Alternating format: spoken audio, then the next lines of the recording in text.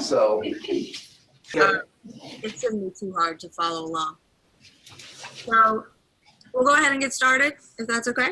That's great. All right.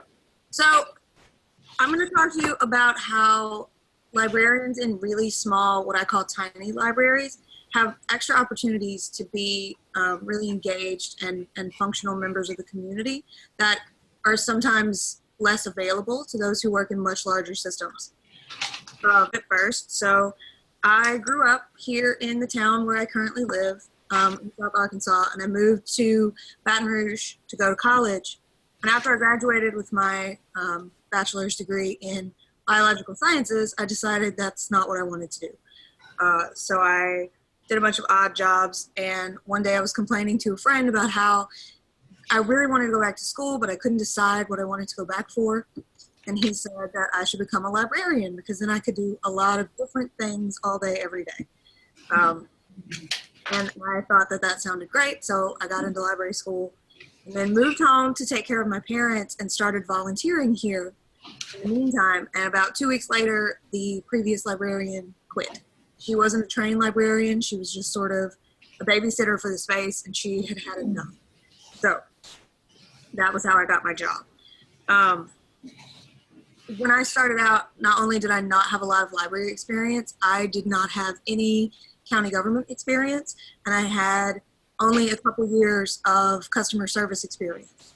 So I had a lot of questions, and I started asking them in, I don't know if any of you are members of the library think tank, it used to be called ALATT, on Facebook.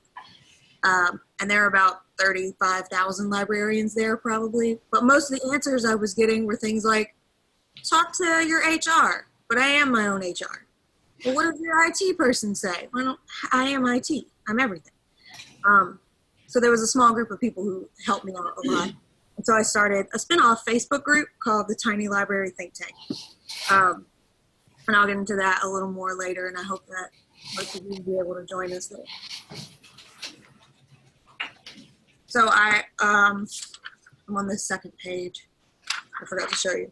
So I was an emerging leader last year, and I'll talk a little bit about my project, which was for the Association for School Libraries, but is also really relevant to public libraries, particularly small public libraries.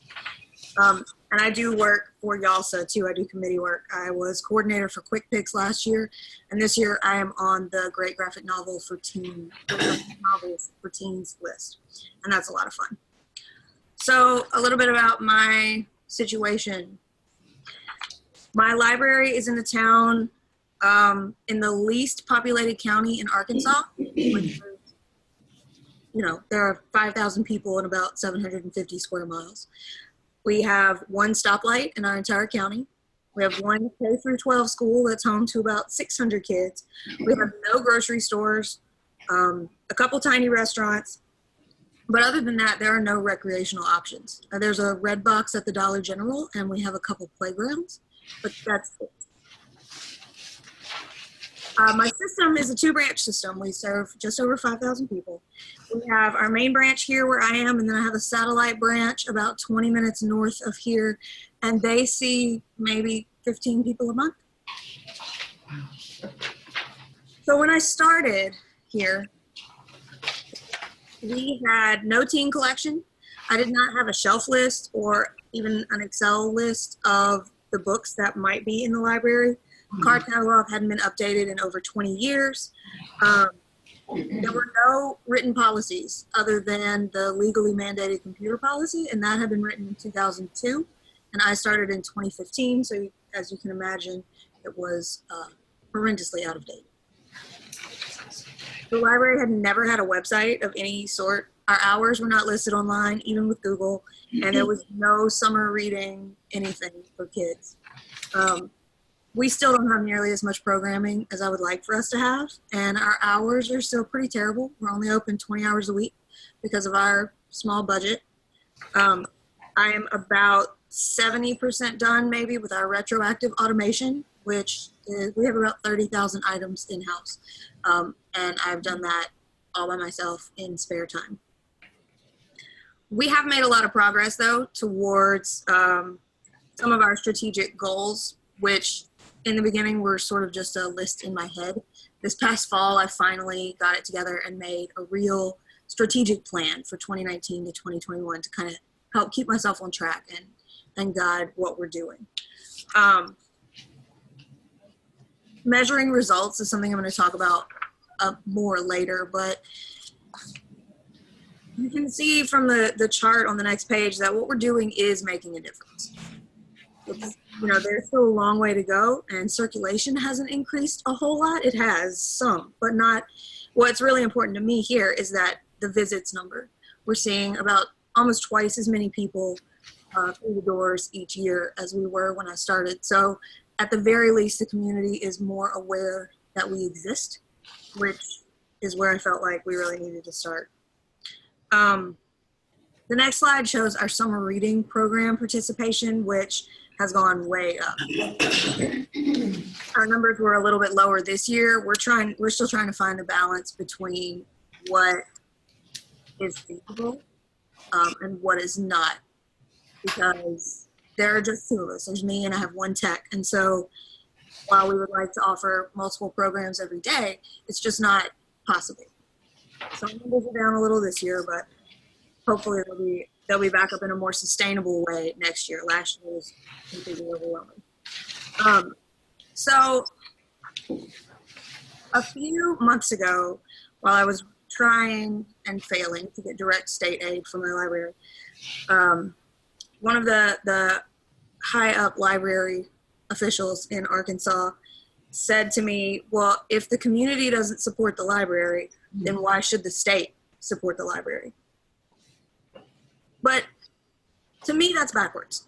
If the library isn't now, and hasn't been for the last 50 years, supporting the community effectively, then how is the community supposed to know that they should be supporting the library? What do they think they're going to get out of supporting a library if they don't know what a library can do for them?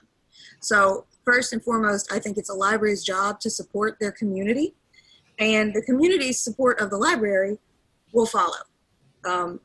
When the library is a vital and entrenched part of the community structure, it's especially true, this is especially true in really small and rural libraries. When we are engaged and active participants in what's going on in the community support for the library will come after that. In fact, small and rural libraries account for 80.5% of public libraries in the United States, and we serve over 46 million people. So I think small and tiny libraries get written off a lot because we're not as much of a part of the national conversation about public libraries. That's usually geared towards very large systems, but 80% of our individual libraries are serving these smaller populations. Those terms, rural and small, are still relative. So how many of you serve a population of way fewer than 25,000 people? Yeah, right. But 25,000 people is the cutoff for the definition of a small library. That's a good joke. So, most small libraries have a service population around 10,000, but I bet that most of you, like me, serve even smaller populations than that. So how many of you are more than 25 miles from an urban area? Yeah, so that's the cutoff for rural, 25 miles from an urban area. But we're 30 miles from the nearest grocery store. Much further than 25 miles from the nearest anything that could remotely be considered urban, and that's Little Rock, which is still not particularly urban. So ARSL, the Association for Rural and Small Libraries, is a fantastic resource. I love their listserv. If you're not part of it, you should definitely join up. But even the things that they talk about don't always apply to what goes on in my tiny library.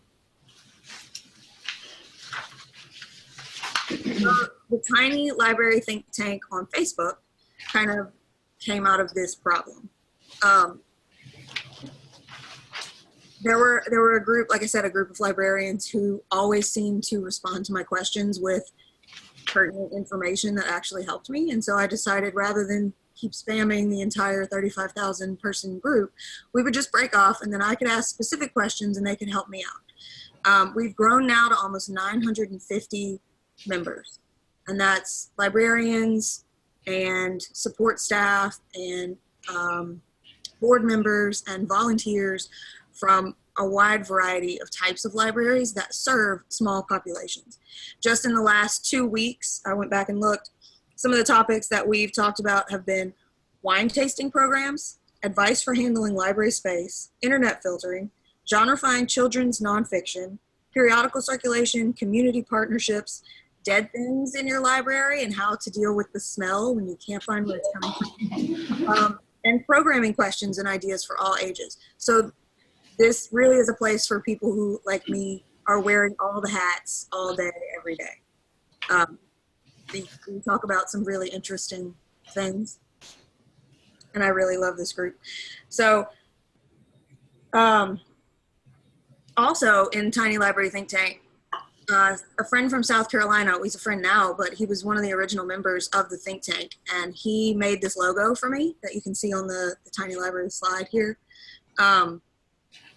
I had an idea of what I wanted, and I posted a couple of things, and I said, can anybody tell me a cheap way to get this made? And about 20 minutes later, he emailed me and said, here, how's this?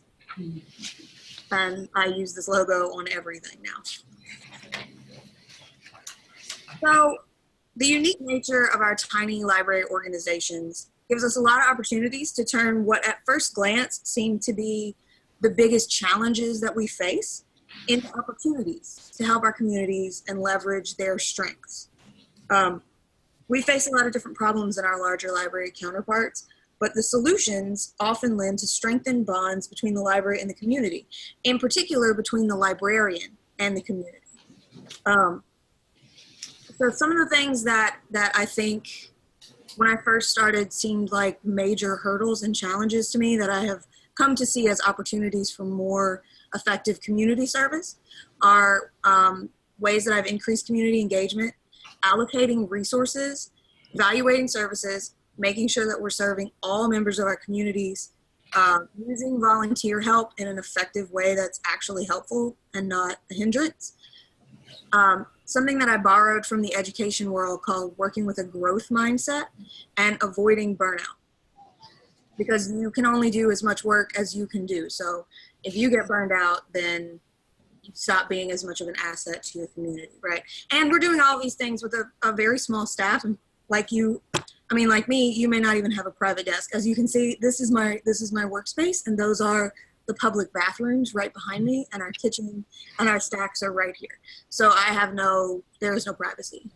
There's no uninterruptible space for me to work unless I come in when we're closed, which is what I'm doing today.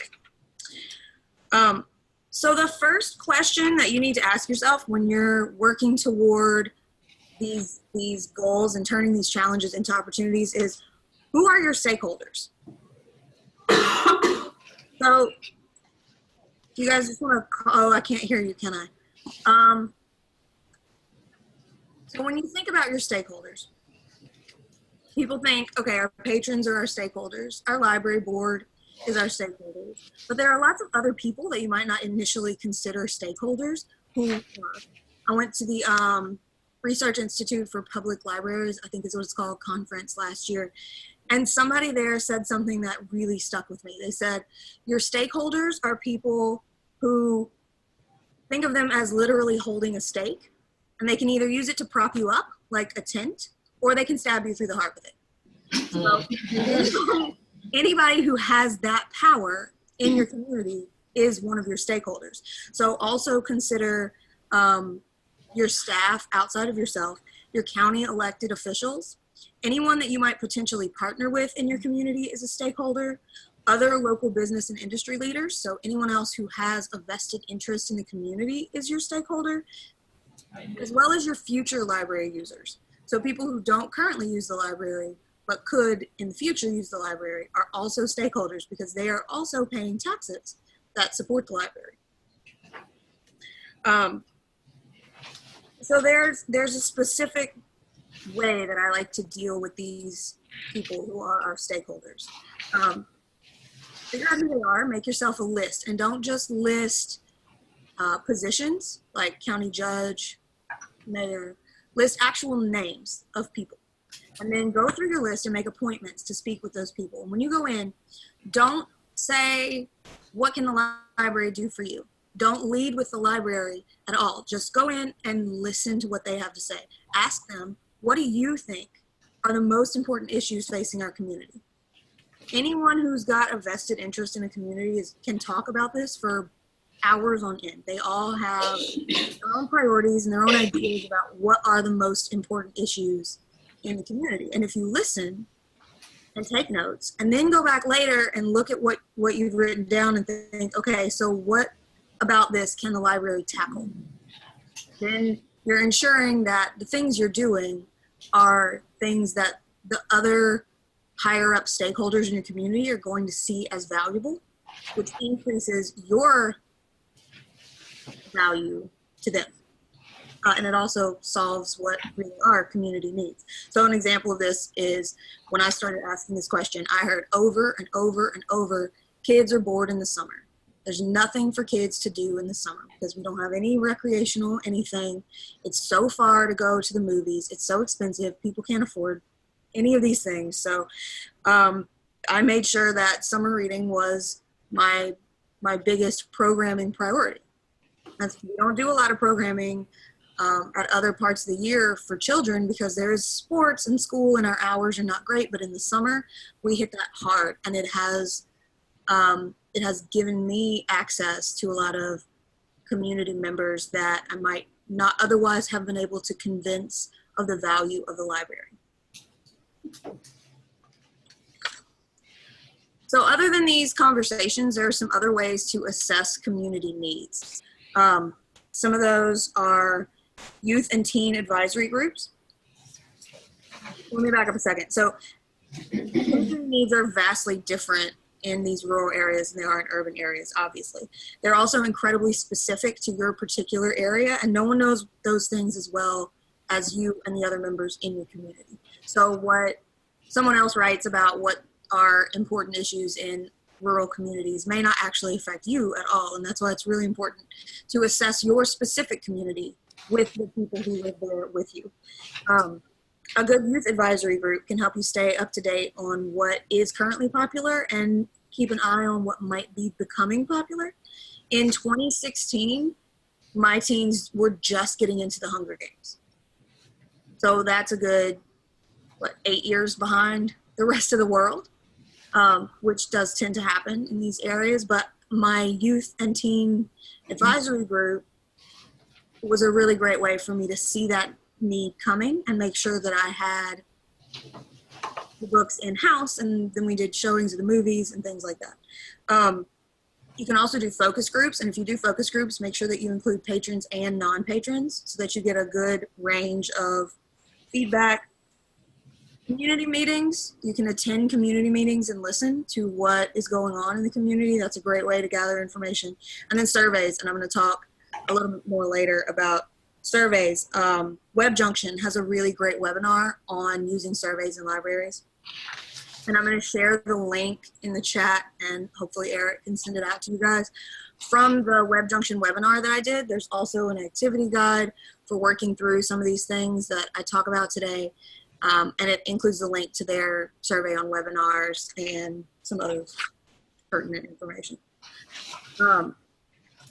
So obviously, my list of things that I would like to do here at the library is much longer than my list of things that I have done or my time and money resources. So it's really important when we have such limited resources that we think strategically about how we're going to allocate those resources. A really good strategic plan can help with this. Like I said, I did not have one for quite some time, and now that I do, I find it really helpful in keeping me on track with what I'm trying to do.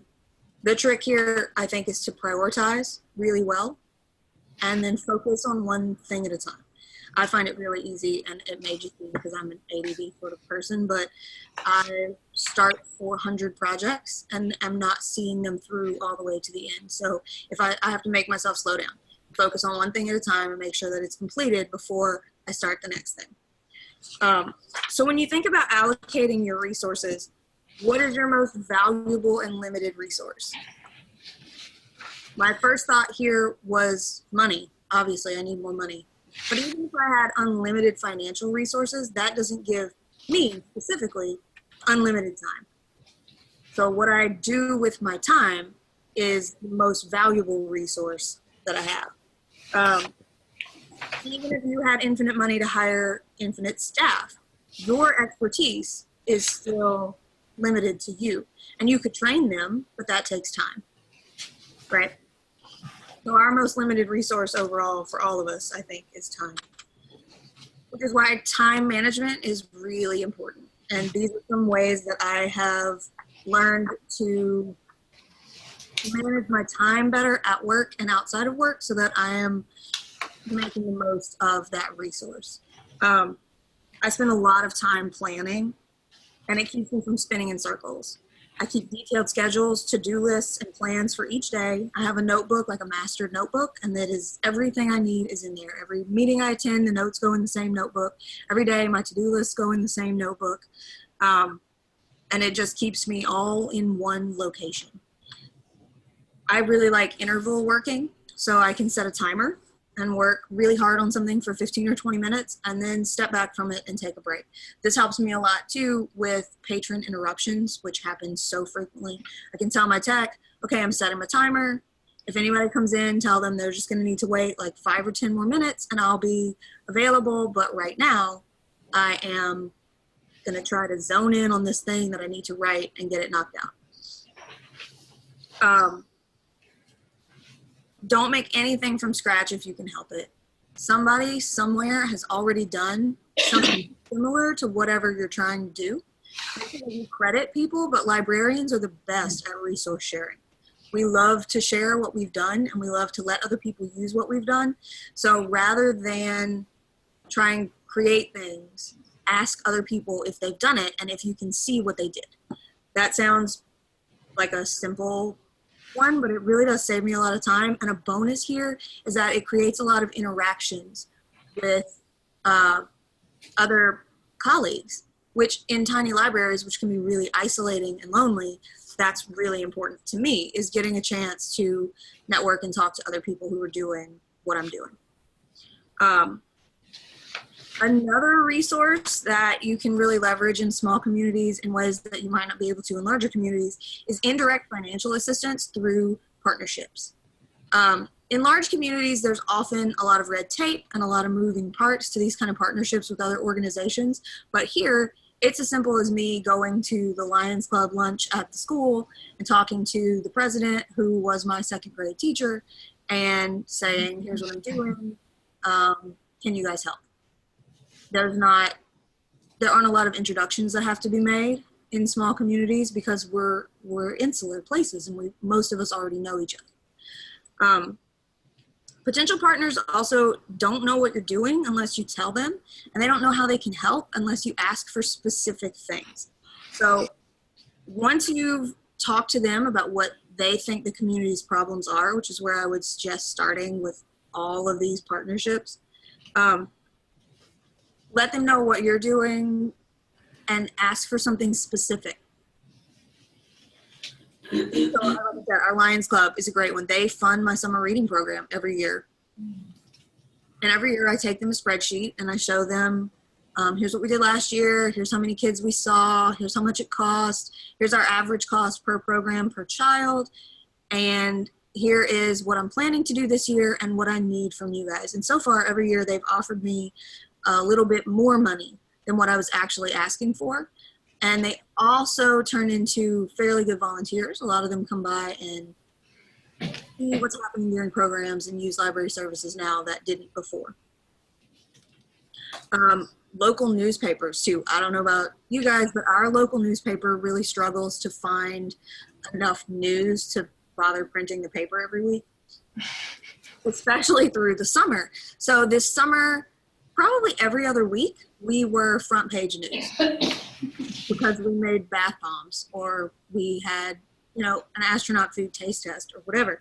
But it was really slow news for them. So I got to write an article. They also published a book list for us every week and an article about some of the artifacts in our county museum, which is upstairs from the library. And those articles are written by our museum board president, but I just write up a short library article and send them our book list every week. And it's free for us. It's content for them. And even if people don't always read the articles, which sometimes they do and sometimes they don't, and even if it's not always relevant to them, it keeps the library's name in front of them. They keep seeing our name over and over and over. So then maybe when they need something, they think, oh, that's right, I can go to the library. Another way to get more bang for your buck with your small resources is to provide programs that benefit the entire community and partner with other community groups for programming as often as possible. And I have two quick examples of this. So maximizing the impact of your spending, to do that, you can plan programs that benefit large portions of your community. So in 2017, we partnered with the school and we bought 1,500 pairs of solar glasses. I'm sure you guys had the solar eclipse madness that we had. We gave one pair of glasses to every student at the school, every teacher, every staff member, every employee, period, of the school. And then we gave the other 600 pairs away to community members.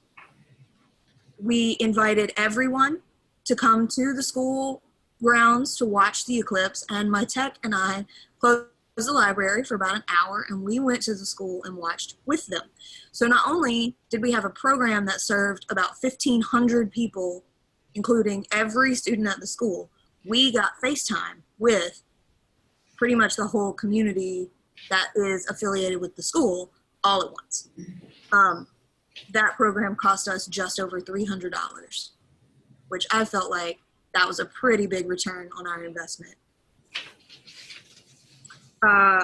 One of the most well-attended summer reading programs I've ever had, to speak to the other half of this, partnering with other community groups for programming, we invited the Calhoun Animal Rescue effort to come, and they brought some puppies, one of which, of course, I adopted.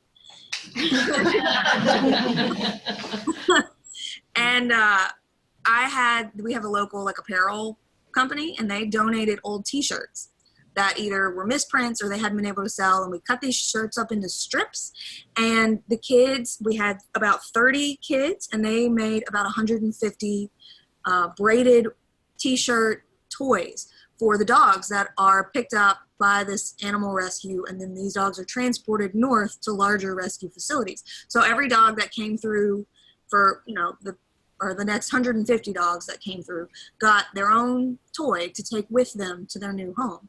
And we also had them talk about, care of pets in the summer, how to keep your dogs from overheating, what to do if you find stray animals. And then we made the dog toys. And that was one of our highest attended summer reading programs. And it not only was interesting and fun for the kids, it created this real community benefit for a rescue organization that is solely run on donations.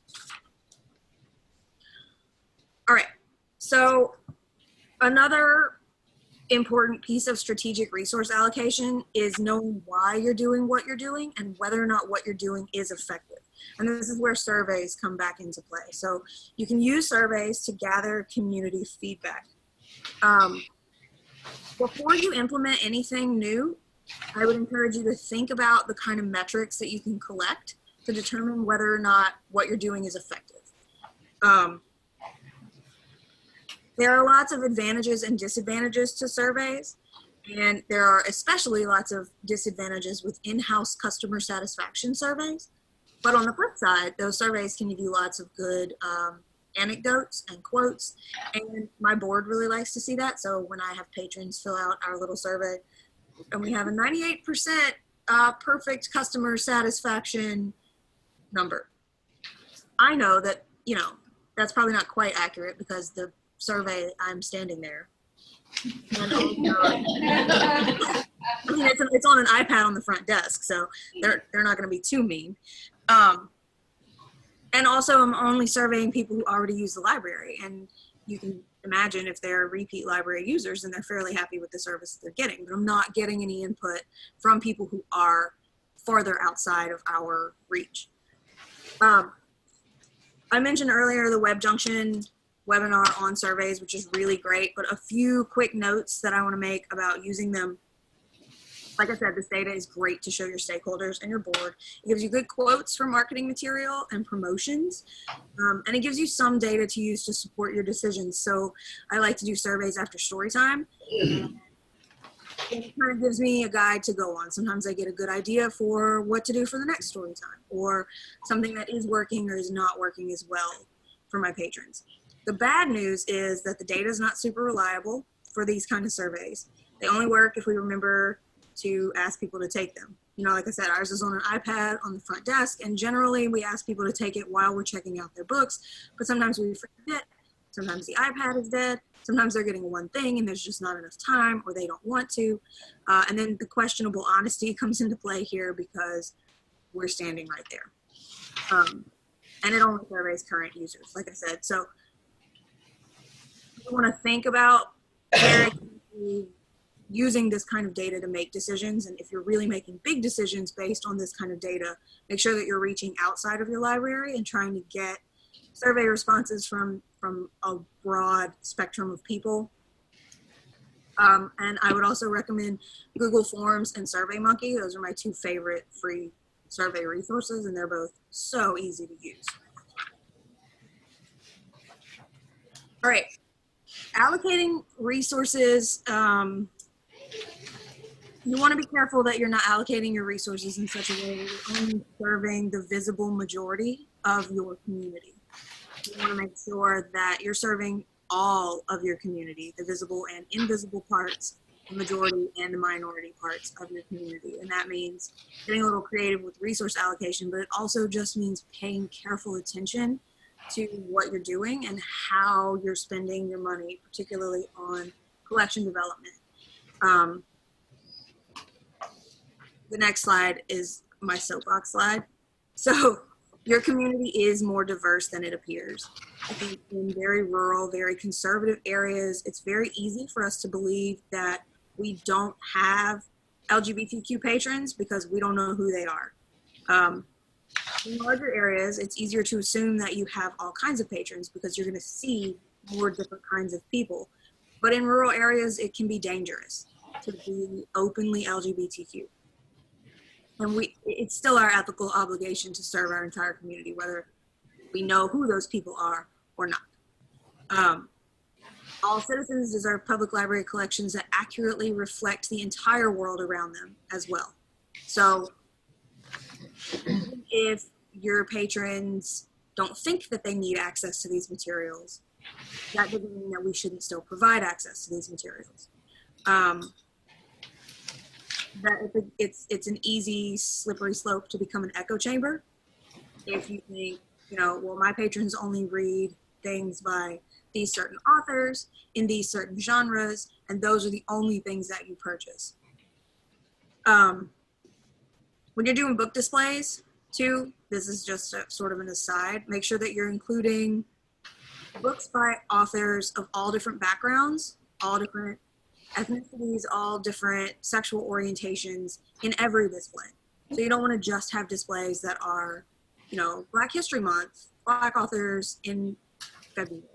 You don't want to just have LGBTQ displays that all of the books are LGBTQ, because that can cause some problems with forcing people to out themselves or just general discomfort. So make sure that all of your book displays are including as many different types of authors and stories as you can. One of my favorite resources, and I'm partially biased, for increasing particularly LGBTQ diversity in your collection and sort of garnering community support for the idea of inclusive collections as a whole, is my team's Emerging Leaders Project, which was called Defending Intellectual Freedom, LGBTQ Materials in School Libraries. I'm sure that many of you, like me, inherited collections that were vastly less diverse than you would like for them to be. Mine was, it was terrible, terrible how straight and white this collection was when I started. So in order to kind of offset that poor collection development from the past, I set ordering guidelines. So for every book I order by a straight white author. I try to order a book by an author from a different sort of background. And you can set this up, you can break it down by an actual percentage, you can keep track of it in your head, but make sure that you're putting conscious effort into not just buying the James Patterson and the Sandra Brown, also reaching out and getting some other things that you have to look outside of our mainstream book recommendation services really often for this stuff. There aren't as many of them in Booklist or in library journal. They're getting better, I think, about including these kinds of books, but a lot of times they just don't get the attention that other books receive. And so you have to find some other avenues for those selection decisions. And I would encourage you to put whatever those are, whatever lists you find. You can use there are tons of them listed in this resource guide, which is available freely online through AASL. This is a link that's on the Web Junction page from my Web Junction webinar, which I'll share with you guys where all those links are. It's there. Make sure that you list those things in your collection development policy, because then not only can someone come in behind you when you're gone and find resources for finding these kinds of materials, but that is a really strong piece of support if someone challenges what's included in your collection. And you can say, well, I chose it because that source is listed in my collection development policy, which was ratified by my board. And then your board doesn't have a lot of recourse either, because the book is listed in a resource that they said is an acceptable resource for you to use to find books. There's a lot of stuff like this in the resource guide for how to protect your collection from people who may be uncomfortable with its increasing diversity, and in how to protect yourself as well. There's also, on this page, there's a little tiny picture of it. It's an infographic that we created that you can use with stakeholders up and down the food chain. You can use it anywhere from patrons and parents of young children, all the way through your county judge, your mayor, your library board, to kind of give them some information about why it is so important that we collect these materials and what can happen if we don't. The infographic is probably my favorite part of the whole resource guide. All right, so volunteers, are they a help or a hassle? Like me, there's way more work than your staff can do alone. We're only open 20 hours a week, and there are just 2 of us. And so there are a lot of things that would not get done without volunteers. And the answer to the question is both. Obviously, they are a help and a hassle. They do a lot of good work, and they also drive me bananas sometimes. Some of the ways that I have learned to manage volunteers effectively is first and foremost paperwork. I make them fill out an information sheet. I make them fill out and sign a policy sheet that covers what they can and cannot do, what their role is, what their obligations are, what their responsibilities are to the library and to the community. And then I have an entirely separate piece of paper, and they all get this very serious talk about patron privacy, about not leaving the library and talking about, well, I saw so-and-so and they were looking up this, or I heard in the library that so-and-so was reading, 50 Shades of Grey or whatever. In small towns, people talk, and it's really important to me that the community knows that they can come in here and they can get help. They can read 50 Shades of Grey. They can talk about whatever they want, and it stays here. So all of my volunteers are expected to abide by this, and I have a zero tolerance policy. My teenagers know, if I hear that you left here and said one thing about somebody that was in here or something you overheard, that's it. I'm incredibly selective about my volunteers too. Just because somebody wants to volunteer does not mean that they're going to get to. And I require that they are either on a permanent schedule or they're project specific. So if they're helping out with a particular project, that's one thing. Otherwise, they need a permanent schedule, because I cannot always stop what I'm doing to come up with something for a volunteer to do on a dime. That's not an effective use of my time. So I need to know when they're coming. I need to know, at 3 o'clock on Wednesdays, my teen volunteer group is going to show up. And so I have until then to get some stuff together for them to do when I have downtime. But if they just show up when they feel like it, then that's both of our time is getting wasted because they could have been doing something useful had I had time to prepare something for them to do. And that goes for teen and adult volunteers for sure. My teen volunteers have proven to be much more reliable and efficient than adult volunteers. They like sticking to their schedule. They get more out of it, maybe. I don't know, maybe they like the rewards. I give them a lot of free snacks. We keep a whole cabinet of snacks in the kitchen, and they know they can come in after school, drop your backpack in the kitchen, dig around in the cabinet, get a drink, get a snack, have your snack and calm down for a minute, and then we'll get started. They also get free books. I get ARCs a lot, and when I discard books, they get first pick of anything that they want to take home. I give them recommendation letters for college and job references pretty often. I will sign off on volunteer hours for school organizations and for college applications. And I also give them a lot of respect and trust. They get some training. They know that if they have any questions, they should probably ask me first. But other than that, I give them a list of things that need to be done, and I just kind of let them pick. And then I don't hover. I let them handle it. And sometimes they get loud, and I have to remind them to calm down. But they enjoy it, and they get a lot done too. They can get through a pile of discards in an afternoon that would take me all day, whereas 3 or 4 of them can just zip through it, and they chit chat and talk about whatever they talk about the whole time. I do make them let me know if they're not going to be here because I get worried if they don't show up after school. And then we do a lot of training and practicing. I give them a cart. Usually it's like the most recent cart of returns. And I say, okay, sort this. Figure out what goes where and then put them in alphabetical or Dewey order. And I give them a little sheet, like, here's how to do it. And then we go through it together, and I say, okay, this is right, this is wrong, here's how you should do this, before I ever set them loose in the stacks. And they're still not perfect, but, neither am I, so it's not that big of a deal. My teen volunteers do a lot of things that will be the purview of paid pages and even librarians in other systems. They plan and execute youth programs sometimes. They create and ride on our floats for the county fair and the Christmas parade. They cover and process books. They alphabetize, they shelve, they shift. They provide minor technical assistance to patrons. And this is a little touchy because there's private information. But if someone is trying to, sign on to their email and they can't remember the password, my teenagers know how to walk somebody through recovering a password. They have done it a million times.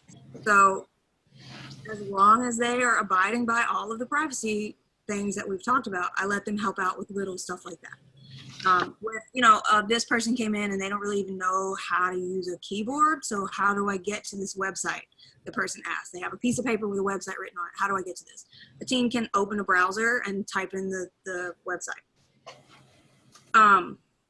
They also prepare for and assist with summer reading.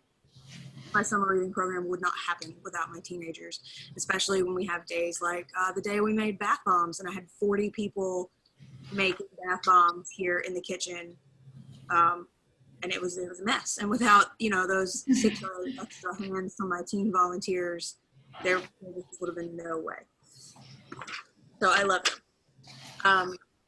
Yeah, and actually back a slide before on this one that says teen volunteers, that's their float from the county fair last year. They did a Charlotte's Web theme poster board and made all of the animals, and then we had some hay bales and made the trailer look like a little picket fence.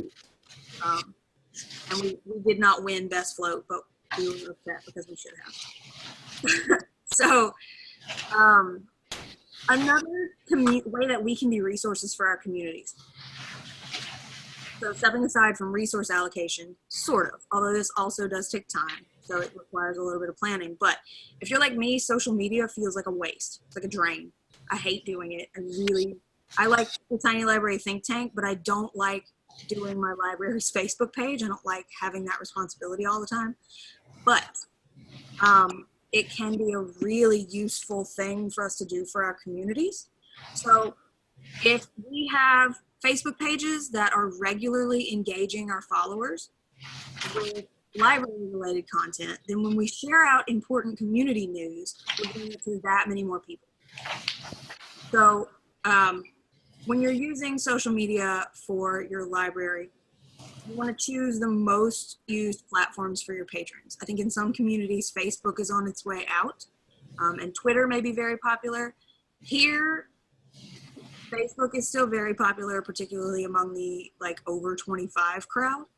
And then Instagram is popular with the kids. So is Snapchat, but I don't have time to do more than, you know, a couple things. So we do Facebook and we occasionally do Instagram. You want to post regularly and you want to be as personal and informal as you can.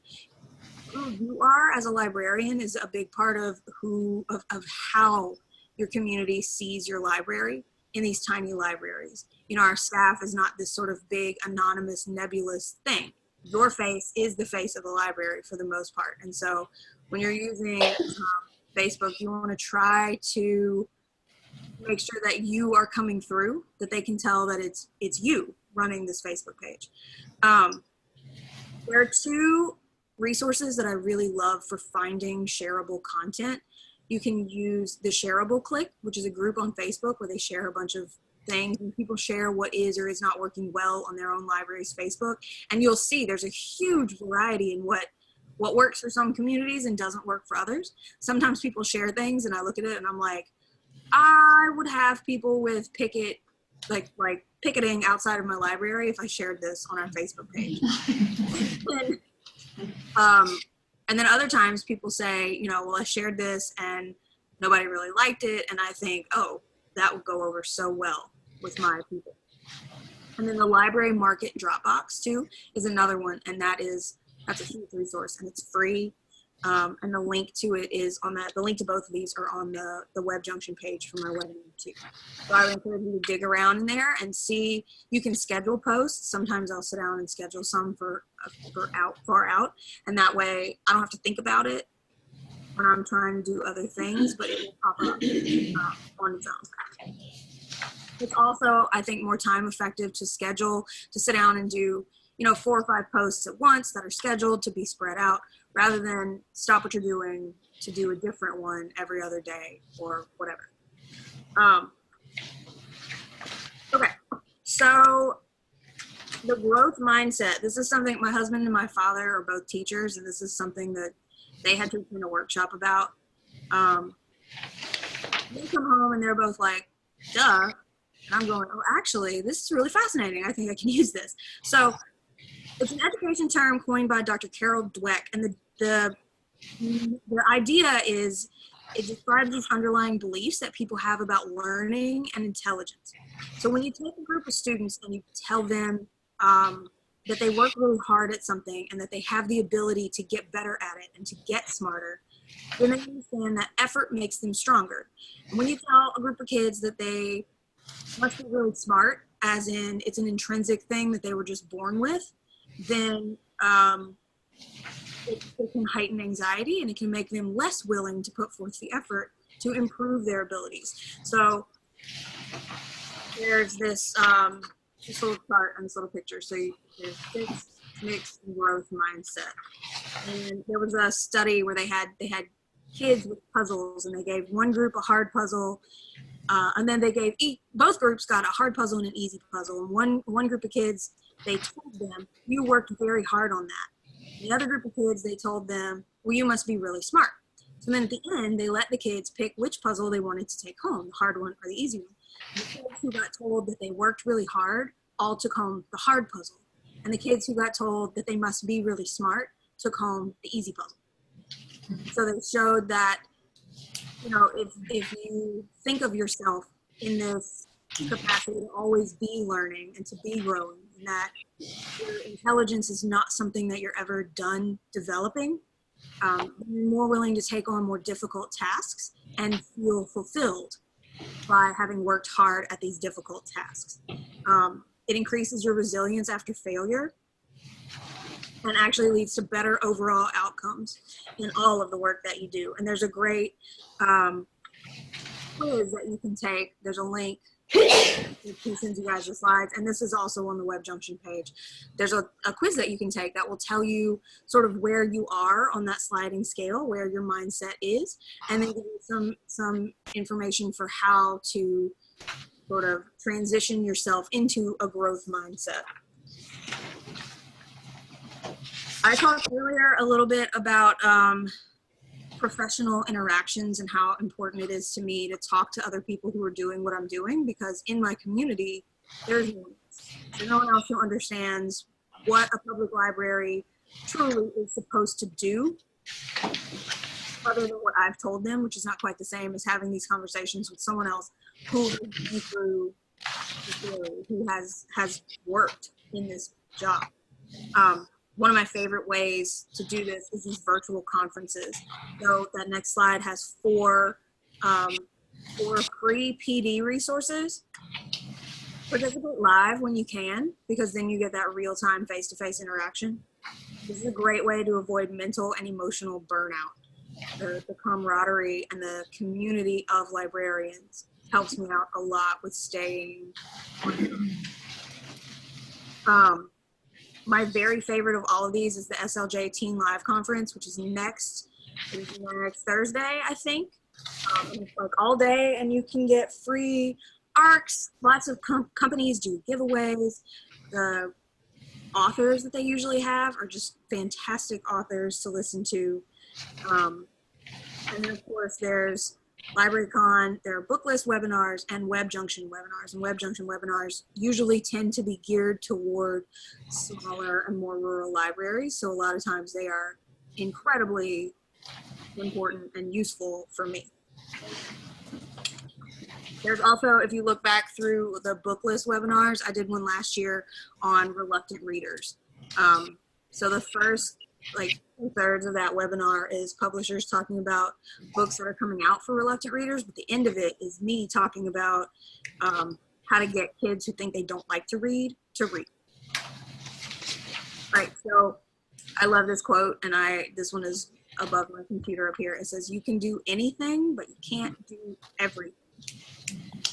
So when we have to wear all of the hats all of the time, it's really hard to avoid burnout. Sometimes I really want to just, walk out the back door and leave and go to the beach, but that's not really feasible. So I have to find a way to keep being okay with what I'm doing, and mitigate my stress enough to actually be effective at my job. So some of the ways that I've learned to avoid burnout when I can't just leave for the Bahamas is to engage in professional development, because like I said, this can be a really isolating and lonely position. And I think that the more rural and the more tiny your library is, the more isolating it can be. Take breaks. The world really won't end if you're not there at the library, as hard as that is for me to remember sometimes. The moments that I think I most feel like I cannot step away from this, I cannot take a break, are when it's really, really important for me to just go outside and walk around the block, take a deep breath, and then come back at it fresh. Some people keep pin straight desks all the time. I am not one of those people.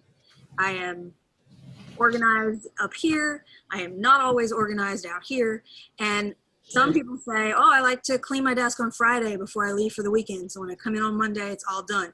Usually on Friday, I'm tying up loose ends and I'm like scrabbling, just trying to get all of the things that I needed to have done by the end of the week done before I go home.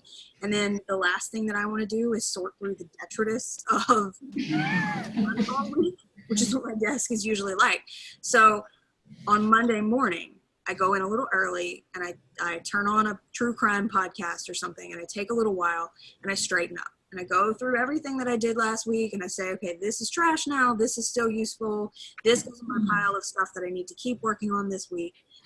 It helps me get organized for the week. I also keep all of my old to-do lists and calendars. I have a part of a folder in my closet where I have my date books and my notebooks.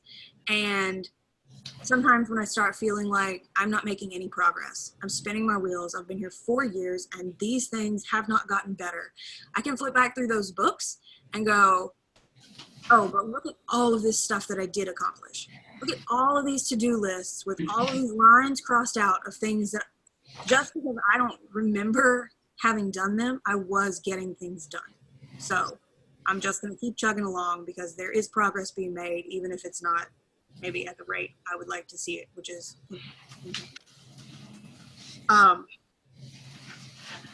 this is counterintuitive, and this is probably the most recent thing I've learned about this work, and that is it is entirely possible for me to be too close to it. I am much more effective and efficient if I can maintain an emotional balance.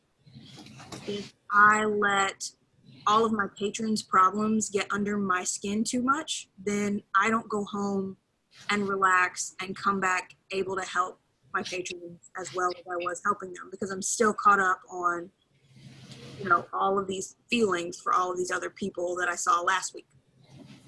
So I've found that the work matters. It really does matter. And that has to be my focus more so than maybe solving each individual patron's life problems. I can't do that for them. And that's hard for me to accept sometimes, but I need to be available to the next person who walks through the door and the next person who walks through the door after them if I'm going to be the most effective resource for my community that I can be. So one way that I've done that is developing, I have a little 2-minute meditation thing. There are a lot of GIFs online there, and there's like, my favorite one, it starts out as a line and it grows into like a hexagon, and then it goes back into a line. And you just breathe along with it. So I do that a couple of times a day. And it just kind of helps me reset and let go of the previous patron interaction, which, you know, in these communities, sometimes they're really hard. And there are people that you know, and there's just only so much that you can do for them.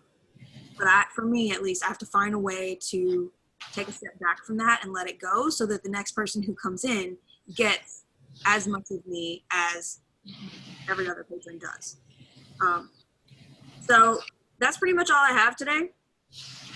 The better we learn to strategically use our own time and energy, the more of an asset we can be to our entire communities. And like I said earlier, in tiny libraries, our face is the face of the library. And so if you have any questions or comments or anything, feel free to reach out to me in whatever way is most comfortable and convenient for you. I will share the link in the chat, and I will send it in an email to Eric with the WebJunction to my webinar, which has links to everything that I've talked about here that is available on the internet,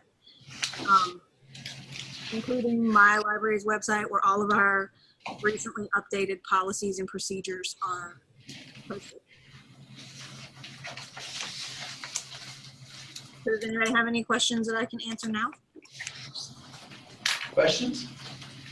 Thank you, Allie. Thank you. Thanks for having me.